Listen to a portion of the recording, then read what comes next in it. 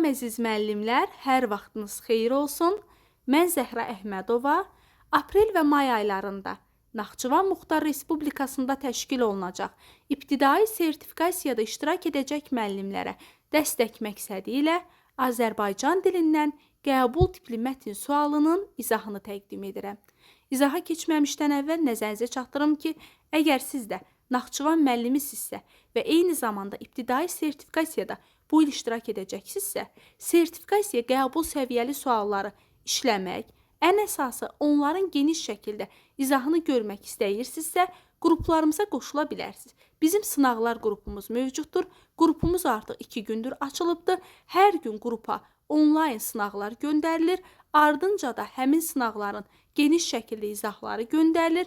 Hər hansısa bir mövzuda çətinliyiniz varsa, öz ödənişli qruplarımızda keçdiyimiz canlı dərslərində linklərini sizlər üçün ödənişsiz şəkildə göndəririk. Yalnız bircə dəfə ödəniş etməklə onlayn ödənişli sınaqlar qrupumuza qoşula bilərsiniz. Bu qrup yalnız bu il Naxçıvan Muxtar Respublikasında təşkil olunacaq sertifikasiyada iştirak edəcək müəllimlər üçündür.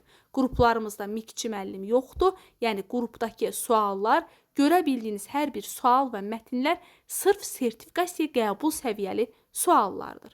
İndi isə gəlin mətnin izahına baxaq. Deyir ki, mətn haqqında hansı fikri əminliklə demək olmaz. Ən qədim təqvim ay təqvimi olub. İlk ay təqvimi miladdan öncə 3-cü minillikdə tərtib edilib.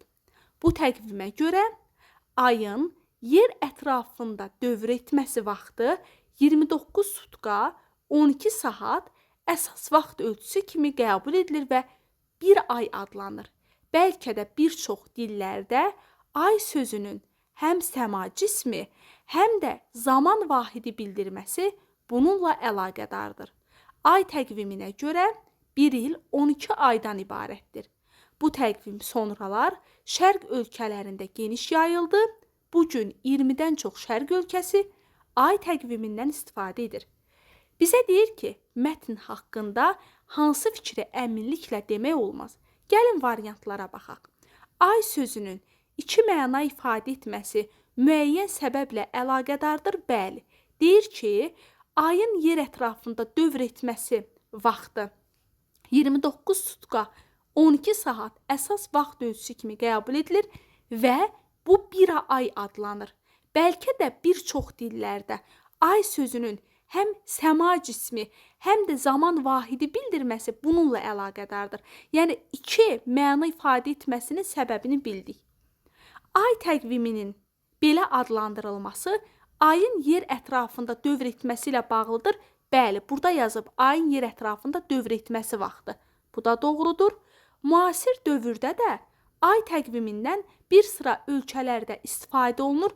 Bəli, bugün 20-dən çox şərq ölkəsi ay təqvimindən istifadə edir, deyə də doğrudur. Bir çox dillərdə ay bir neçə məna ifadə edir.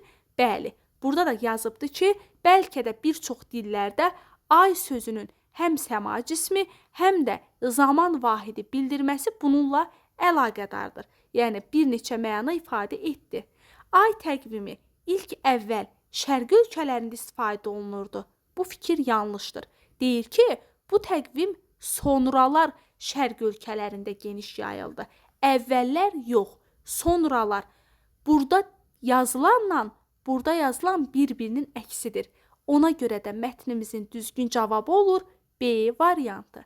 Əziz müəllimlər, qeyd edim ki, bu tip mətn izahları, onlayn sertifikasiya səviyyəli qəbul tipli sualları sınaq formasında işləmək istəyirsinizsə, sınaq qruplarımıza qoşula bilərsiniz. 050 505 1246 nömrəsinin WhatsApp-ına yazıb, qruplarımız haqqında geniş məlumat əldə edə və yaxud da ki, qeydiyyatdan keçə bilərsiniz. Sağ olun.